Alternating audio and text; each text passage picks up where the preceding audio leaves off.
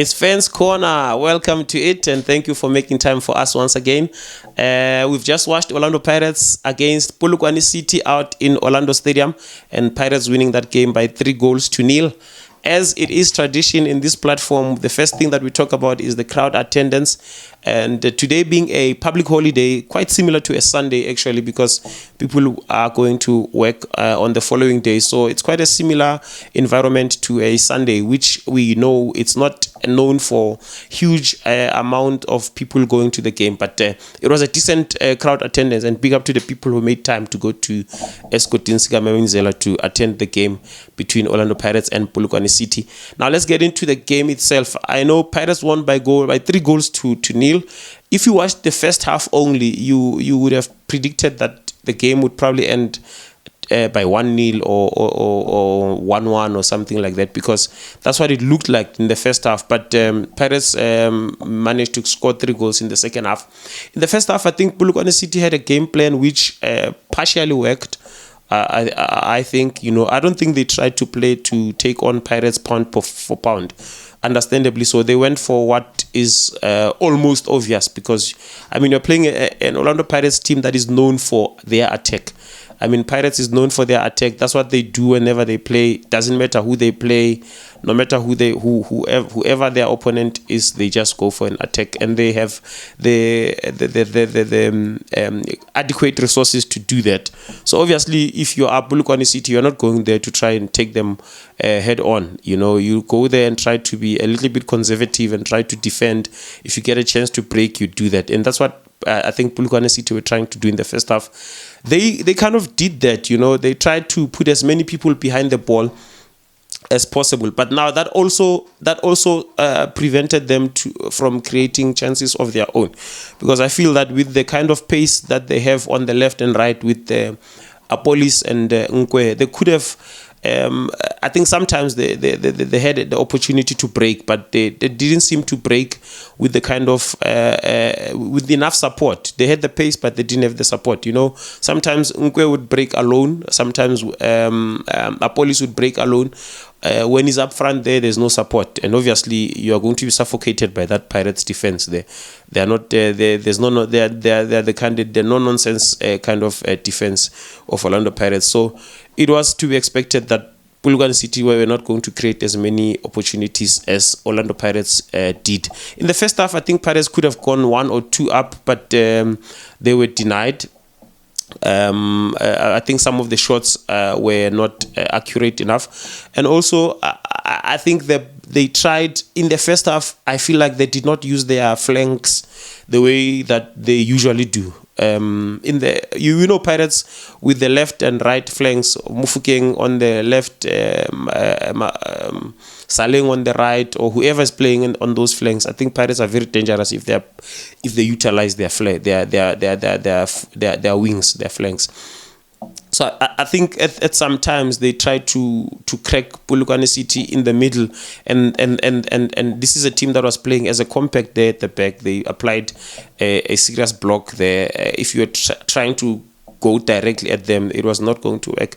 In the second half, though, I think what worked for Pirates is that Polokwane City seemed to be tired. In the second half, they really seemed to be tired. They could not match the kind of energy that Orlando Pirates have. But it's understandable, because if you are going to do what Polokwane City did in the first half, you are going to use a whole lot of energy. It takes a lot of energy to stop that kind of attack. You can't do it for 90 minutes. You have to have some special players to do that. So that is why it was expected to, at some point, Pirates were going to crack that defense open. And it happened. On the left-hand side, we saw Munnapule Saleng coming in on the left, which is not where we are used to seeing him. We're used to seeing him playing more on the right. We saw him coming in on the left, and he had to break to do 3 things there to score the goal. Number one, he was marked, so he had to beat the player who's marking him. He had to beat the goalkeeper, and that is even more difficult, because this is a player who can also use his hands, and he was close to the goalkeeper.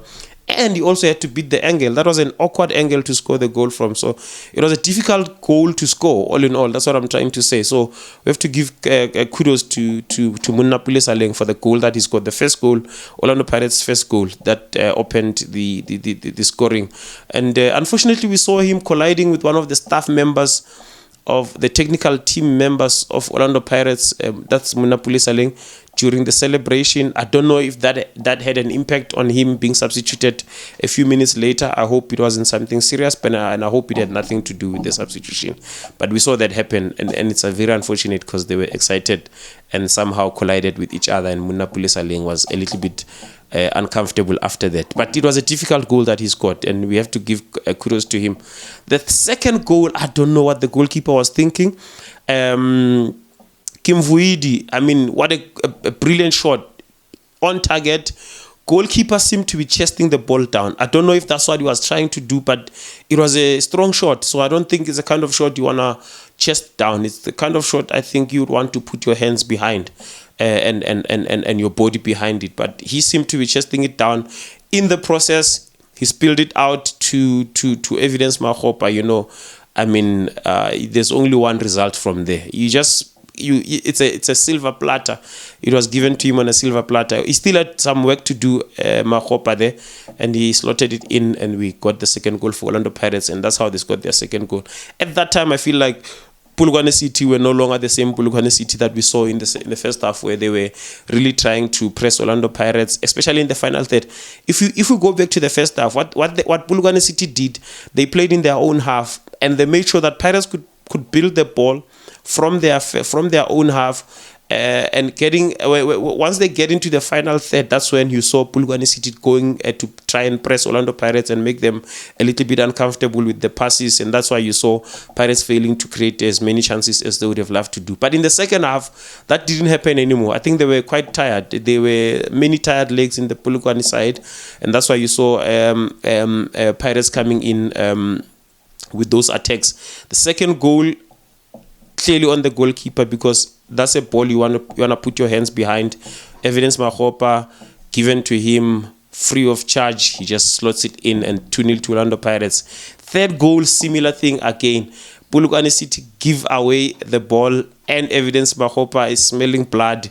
He's ready to slot in for his brace, and he did exactly that. And I have to say, it's unfortunate for Polokwane because they played the first half pretty well, but I think the second half was just not theirs. That is why you saw in the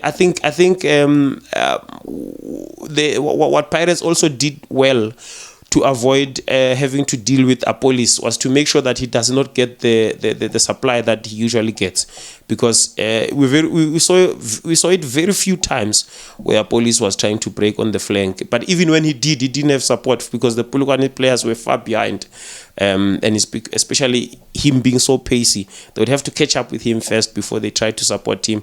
We saw also Nkwe doing the same thing on the other flank.